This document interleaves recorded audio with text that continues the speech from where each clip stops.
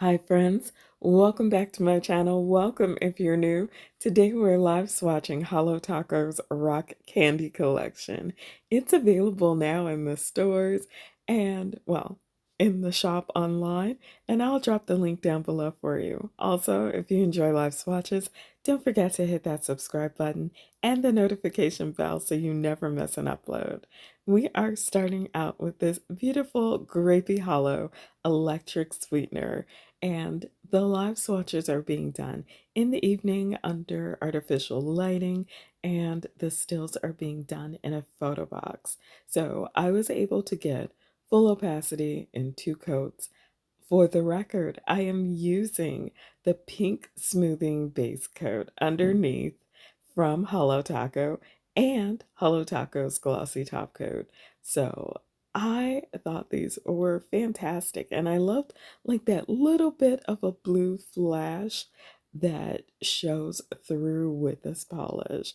Very cute, and I think the live swatch actually shows the color better than the still does. I don't know, for some reason the light box tends to over exaggerate. So, Pop Rocker is next up, and it's this cute pink. I thought it was adorable and a very nice addition after the Hollow Royalty collection, which I am still shocked that Hollow Taco sent both of these to me, but I am having a ball with them. So I went ahead and did just 2 coats with the same base coat and glossy top coat, and I was pretty much smitten at this point. I love rainbowy collections that naturally transition from one color to another. And especially with it being Pride Month, I feel like this is a perfect collection to own. So I am saying, for the record, color accuracy is going to be on the side of the live swatch this time. And next up, we have a red. A red. I love reds. So, Jam Session. And I kind of like the names too. So, this is done, and you can clearly see that the sun has left me.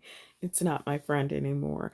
But I did the best that I could because I still wanted to finish these live swatches for you before I did any nail art. So, I kind of felt like with this one, I did one swipe in the middle and then dipped my brush back in and did 2 swipes on the side. And I kind of felt like I had full opacity already, but I did go back for a second coat just for formula stability. I think at some point we should have a nice conversation about how 2 coats is more stable than one at times. And again, the live swatch was more accurate. So we are moving on next to my obsession colors at this point.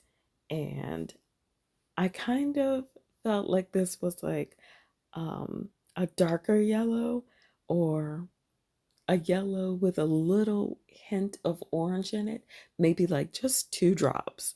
But I kind of like the way it looked on me. It kind of felt more gold than yellow, in my opinion, but I still very much enjoyed it because it goes with the other polishes in the collection. Like, it fits into the color story, and I can't even begin to express how much that makes me more interested in the whole collection than when the colors don't quite go together. So this time, I will say the still was the more accurate one. And we got our daylight back for like the last 2 swatches, but it makes a difference. So this one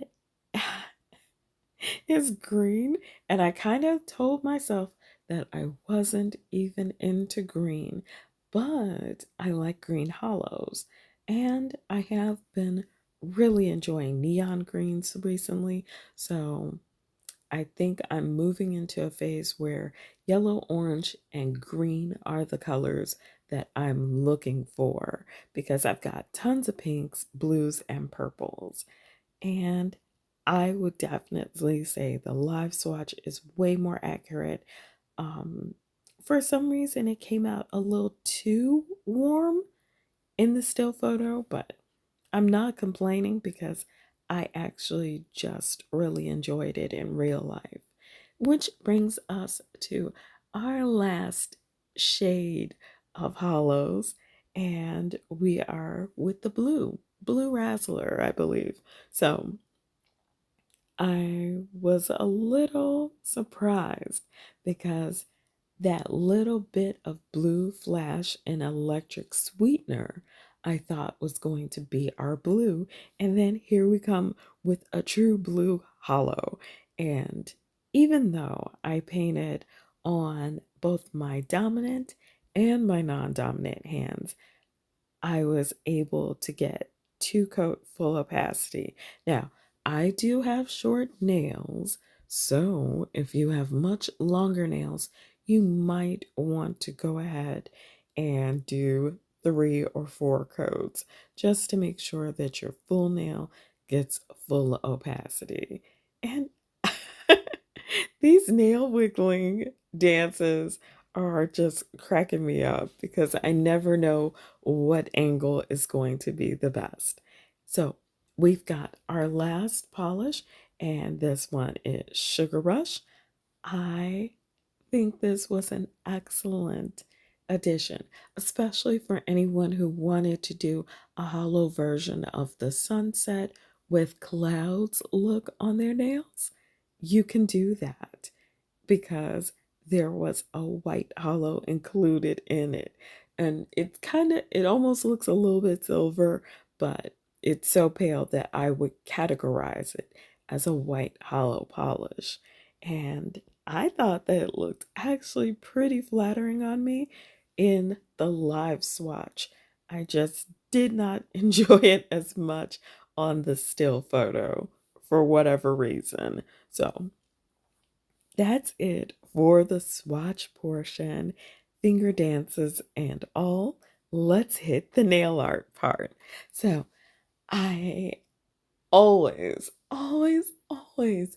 agonize over special nail art projects.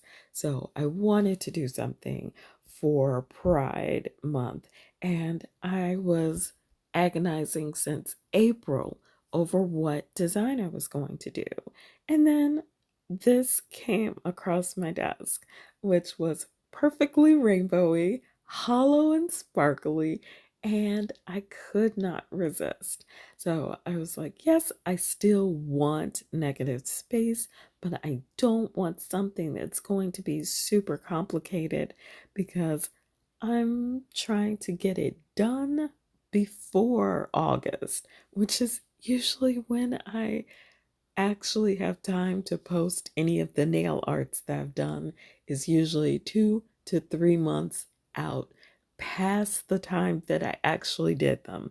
So that's why sometimes the season may be a little bit off, or I might tell you that I've done the nail art a year ago and I'm just now getting a chance to post it.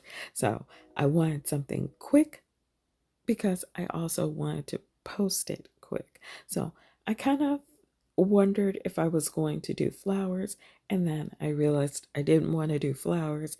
I kind of just wanted to do abstract, but I also didn't want to do French tips because those in the past have never turned out well for me. I have a wonky nail line on every single nail. So everyone's like, oh, just follow your nail line. And I'm like, are you sure I should follow my nail line? Because I feel like my nail line is going to betray me. And without a doubt, it usually does. So while I was doing this, I just did small coats and did not over exaggerate any lines until I went back for the second coat on each nail. because I wanted to make sure the colors were super vibrant as they deserve to be. But I also wanted to be able to deal with any mistakes that I might make or paint over my mistakes, if you will. So that's why I went light on the first coat and then went back and tried to go a little bit bigger. Now I am on my thumb, which is the last nail, and you would think that I'd be smart enough to leave well enough alone. But I decided because my thumbnail has the most surface area that I was going to give something else a try, especially with the fact that we have this beautiful white hollow in the collection. So I took out one of my nail brushes and dabbed a little bit of Sugar Rush on some silicone paper. Well, not silicone paper, a silicone mat, and then attempted to draw a star. Now, here's where I should have stopped. I should have just left it alone here. But I was like, no, I want that big circly dot in the middle and then the sharp lines. Let's just say it was slightly jacked up. So definitely enjoyed this collection. We'll be doing at least one more nail art with it. I had so much fun. I hope you all did too. As always, sending out virtual hugs to my nail fam. Take care of yourselves and each other.